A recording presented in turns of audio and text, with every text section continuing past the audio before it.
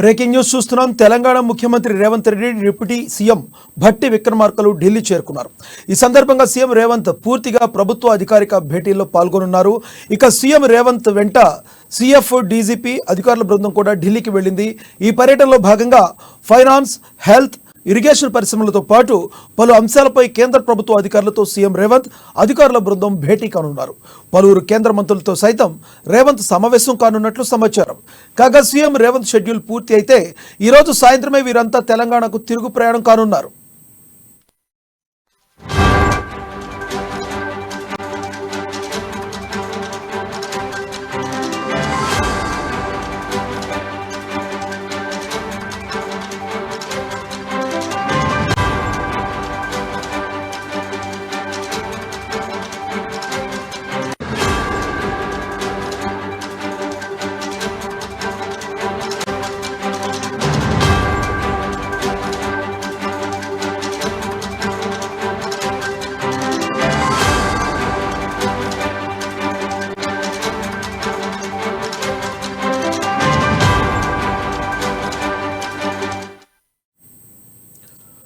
తెలంగాణ ముఖ్యమంత్రి Revanth Reddy deputy CM Bhatti విక్రమార్కలు Delhi చేరుకున్నారు.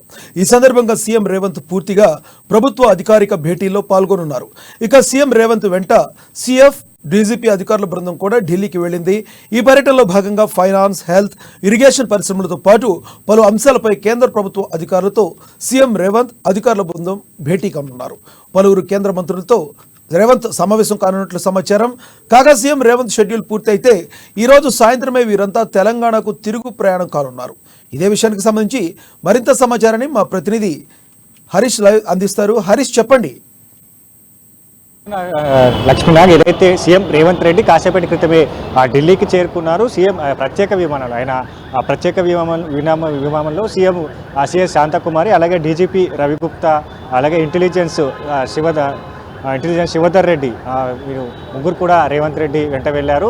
ప్రధానంగా ఏదైతే సాయంత్రం జరిగే ఏఐసిసి కీలక సమావేశానికి సంబంధించి సీఎం రేవంత్ రెడ్డి బయలుదేరాడు. అధికారులకు సంబంధించి కూడా పలు కీలకమైన అంశాలు కూడా చర్చించే అవకాశం కనిపిస్తుంది.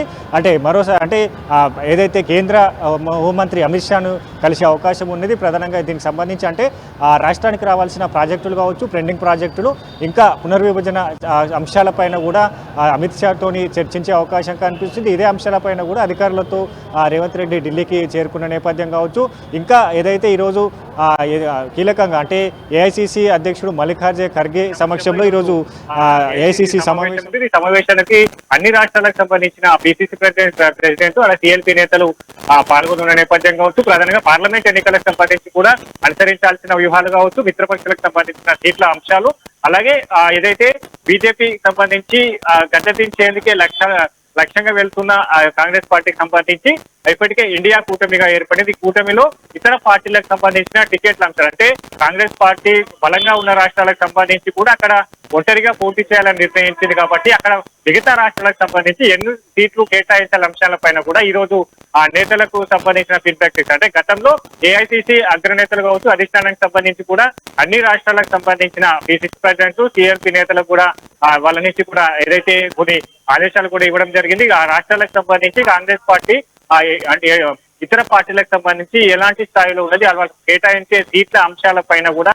వాళ్ళకు ఫీడ్బ్యాక్ కావాలంటూ కూడా ఆదేశాలు ఇచ్చిన నేపథ్యం కావచ్చు. వీటన్నిటి నివేదికలు ఈ రోజు అధిష్టానానికి సంబంధించి ఆ సమావేశంలో కూడా సిఎల్పి నేతలు కావచ్చు, పిసిసి ప్రెసిడెంట్ ఇచ్చే అవకాశం నుంచి తెలంగాణ నుంచి ఖచ్చితంగా కాంగ్రెస్ పార్టీ ఒంటరిగానే పోటీ చేయబోతున్నట్టుగా తెలుస్తుంది. ఎందుకంటే తెలంగాణలో అధికారంలో వచ్చిన తర్వాత కావచ్చు, అంటే కర్ణాటకకు సంబంధించి ఇప్పటికే రూలింగ్ నడుస్తున్న నేపథ్యం కావచ్చు, ఇతర రాష్ట్రాలకు సంబంధించి మొన్న 5 రాష్ట్రాలకు సంబంధించిన ఎన్నికలు జరిగాయో దాంట్లో తెలంగాణలో గెలిచిన నేపథ్యం కావచ్చు, ఇతర ఛత్తీస్గఢ్, అలాగే మిగతా మహారాష్ట్రకు సంబంధించిన రాజస్థాన్ సంబంధించిన రాష్ట్రాలు ఏవైతే ఉన్నాయో అక్కడ ఏ విధంగా ముందుకెళ్ళాలి, అక్కడ సంబంధించిన ఇతర పక్షాలకు ఏమైనా సీట్లు ఇవ్వాలనే దానిపైన కూడా పూర్తి స్థాయిలో ఈ రోజు ఆ నివేదిక ఆధారంగా కూడా ఇక్కడ ఆ సమావేశంలో చర్చించి నిర్ణయాలు తీసుకునే అవకాశం కనిపిస్తుంది. ఇక మరోవైపు ఏదైతే నిన్న కార్యవర్గ సమావేశం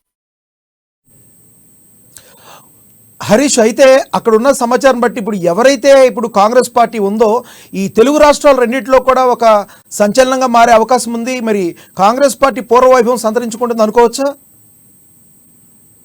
అంటే ఇప్పటికే కర్ణాటక తర్వాత తెలంగాణలో గెలుపు దిశగా కాంగ్రెస్ పార్టీ వెళ్ళింది కాబట్టి ఇప్పుడు ఏదైతే రెండు దఫాలుగా బీజేపీ కేంద్ర ప్రభుత్వం అధికారంలో ఉన్నది.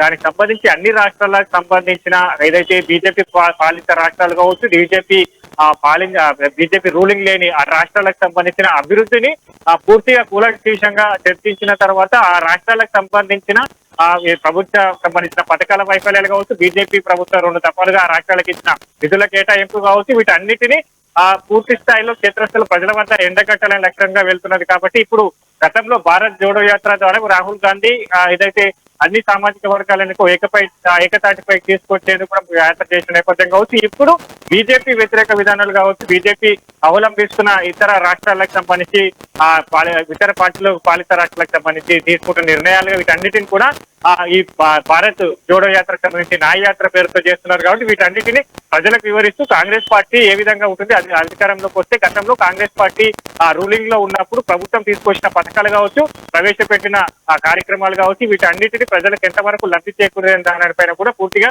ప్రజల నుంచి చెప్తూ ప్రజల సమస్యలు వివరిస్తూ కూడా ప్రజల సమస్యలు తెలుసుకుంటూ వెళ్తున్న నేపథ్యం. ఇక మరోవైపు ఖచ్చితంగా 300 సీట్లే టార్గెట్ గా ఈ రోజు ఈ ఎన్నికల్లో గెలవాలని కాంగ్రెస్ పార్టీ వెళ్తున్న క్రమం కావచ్చు, వీటన్నిటిని ఆ వ్యూహాలు సిద్ధం చేసుకుంటున్న నేపథ్యం. ఇప్పటికే కాంగ్రెస్ పాలిత రాష్ట్రాలకు సంబంధించిన ముఖ్యమంత్రులతో కూడా ఫీడ్బ్యాక్ తీసుకునే నేపథ్యం కావచ్చు. ఇప్పుడు ఏదైతే బీజేపీకి సంబంధించిన పార్టీ ఎక్కడైతే బలహీనంగా ఉన్నదో అక్కడే కాంగ్రెస్ పార్టీ అవలంబించిన వ్యూహాల పైన కూడా ఈరోజు చర్చ జరిగే అవకాశం ఉంది.